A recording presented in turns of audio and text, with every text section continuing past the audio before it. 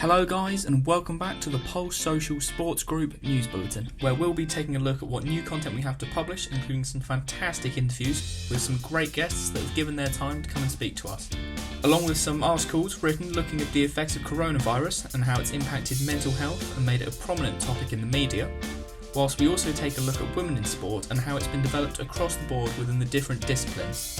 But first, what's been happening in the news over the week? Well, the big one is that a group of Premier League clubs situated in the southern and London areas that have recently been given the Tier 2 status are now looking forward to welcoming a small number of fans back and watch some of the games.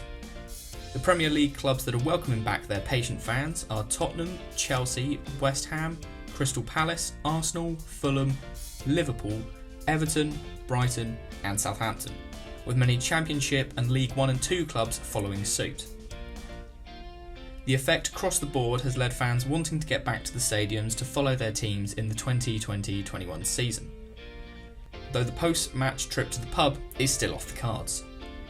On smaller scale news, this has reinvigorated grassroots clubs to opening their doors to fans and players alike, with 50% capacity being welcomed in watching non-league and junior games, with players from the club being allowed and welcomed back to train as well. A move that I'm sure will be a huge saving grace to the communities, especially in the run-up to Christmas and the uncertainty of January.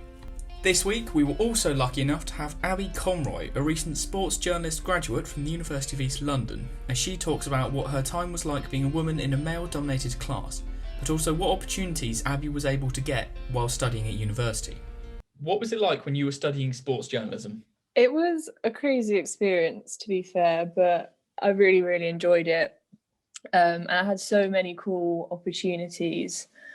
We were also very fortunate to have Jenny Cheng speaking to us about her mindset with yoga and qigong, whilst running classes for mental and physical well-being with activities such as knitting and watercolouring, explaining the effects that these classes have on mental well-being.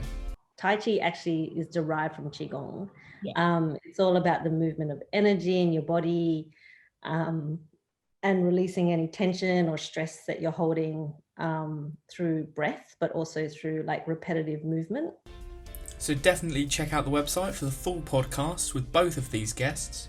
We at Pulse Social also have 2 articles written, the first being a brief look at the impact that women's involvement in sport is and giving an overview of what the 1 in a Million campaign is and why Barclays are looking to involve more women in football. Whilst our other article is looking at how COVID has affected mental health, why it is important that mental health discussions are being more prominent in the media, and looking at how exercise is linked with the combat of mental health issues. And that's all we've got time for this week. Really hope you've enjoyed the content and hopefully looking forward to seeing you next week. Bye guys!